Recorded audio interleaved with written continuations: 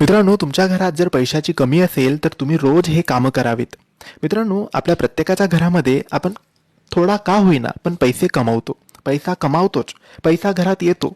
पण महिना संपण्याआधी आपला पैसा संपतो. पैसा तर येतो पण त्या पैशात बरकत राहत नाही. पैशाची सेव्हिंग होत नाही. मग अशा वेळेस काय करावं? तर अशा वेळेस दैनंदिन जीवनात आपण काही कामं करू शकतो. याने पैशाची कमी जी असते ती कायमची दूर होते आणि पैशाची बरकत आपल्या घरात होऊ लागते, सुख समृद्धी नांदू लागते.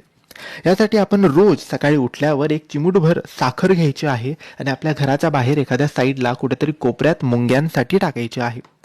त्यानंतर दररोज गाईला आणि कुत्र्याला एक चपाती खाऊ घालायची आहे. घरात श्रीयंत्राचे स्थापन करायचे आहे आणि महालक्ष्मीच्या वारी शुक्रवारी घरातल्या मुख्य महिलेने उपवास करायचा आहे आणि दररोज घरात त्या श्रीयंत्राचे पूजन सुद्धा झाले पाहिजे.